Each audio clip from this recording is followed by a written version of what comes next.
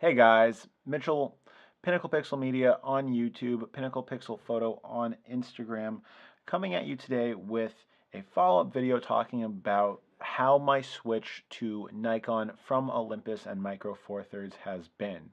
I've noticed a lot of people have been commenting on that previous video, so I thought I would clear up a few things and just further articulate why I switched and how that switch is going. Before we jump into that, go ahead and hit the subscribe button and give the video a thumbs up if you like it.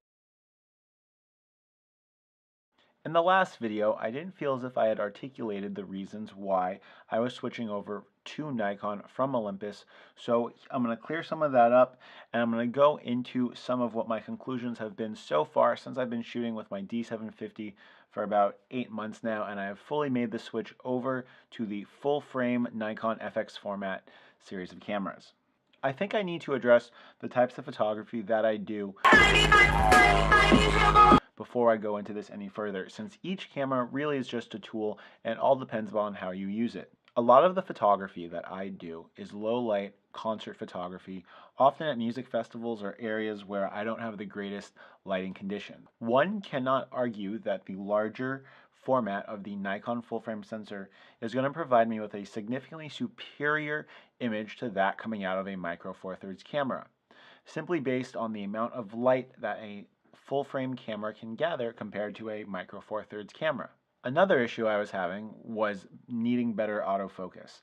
And while the Olympus OMD EM1 is a fantastic camera and focuses great during daylight, as soon as things got dark, I truly struggled with a lot of my autofocus needs and a lot of the things that I was experiencing with that camera. In regards to things such as dynamic range and size, those really didn't bother me as much as having the ability to gather more light and have better autofocus. So now that we've kind of gotten the application of this camera out of the way, I want to talk about what my experience has been. I picked up this camera prior to my road trip to Bonnaroo and across the US this year, and I got to shoot with it in a variety of different conditions. Shooting with it, a couple of things instantly became clear. One of them was that for my particular shooting style and for what I needed, the subject isolation and the shallow depth of field that a full frame camera is able to offer me is simply uncompromised when using this camera. As I began to shoot more and more with my D750, a couple of things became abundantly clear. I realized that a lot of things I truly didn't like about previous images I took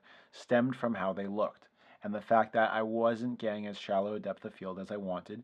And for me, subject isolation for music festivals and live events is really a big deal. Being able to pick one person out of a crowd and blur the background out is something that you cannot do with a Micro Four Thirds camera. While this could be achieved with APS-C cameras, I've found that the depth of field that I get at 2.8 with my full frame camera to be more than enough for the needs that I have. This means I'm not switching in between prime lenses and having to fumble around with lens caps when I'm out shooting. A second thing I noticed was how much more light the full frame sensor really allowed in. I found myself using both cameras and having 2.8 lenses on both cameras and having my Nikon at almost half of the ISO that my Olympus was. While I understand that a 2.8 lens has a specific amount of light gathering power no matter what format, the amount of light that my full frame camera was allowing me to gather was simply superior to what I had. Along with that, the images that I was getting were significantly more flexible in regards to dynamic range and their ability to be manipulated in post-processing. I know at this point a lot of people are going to be asking, what about the size and weight? While this is something that I can truly say Micro Four Thirds has over a full frame system, I found myself in situations that I did not want to bring a heavy camera, either using my newly acquired GoPro or my cell phone. In the future, I might pick up a Sony RX100 as a pocket camera for the instances that I don't want to bring my full frame DSLR. But I can truly say that I have noticed a difference in the process that I take photos. Whether or not the effects on my creative process are placebo or not, I do find that I'm getting better work out of my Nikon camera. Areas I haven't significantly noticed a change are when I'm shooting landscapes or when I'm shooting things that don't require subject isolation or when they're well lit. Currently, my camera bag consists of a 70-200 VR version 2, a 24-70 version 1, a Nikon 20mm 1.8, and a Rokinon 14mm 2.8. When I purchased the camera originally, it actually came with a Nikon 50mm 1.4D, which I still have, but I don't use it as much because it's so soft when shot wide open. While I enjoy the softness for portraits, it's one thing that was really surprising to me. Comparing my Nikon lenses to my Olympus lenses are significantly sharper when shot wide open.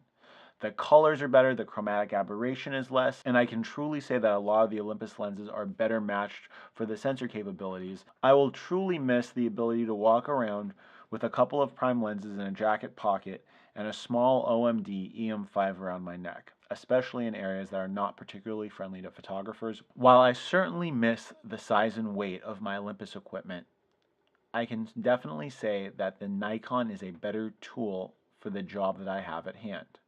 And for me, at this point in my career, what matters is having the best tool for the job. I'm going to do a follow-up video in regards to why full-frame cameras particularly suit my style and my needs better than Micro Four Thirds. If you're interested in that video, go ahead and subscribe to this channel and click the annotation down below. It'll take you to my channel and my most recent video. Till next time, it's been Mitchell for Pinnacle Pixel Media on YouTube, Pinnacle Pixel Photo on Instagram, hoping that you guys enjoyed this video.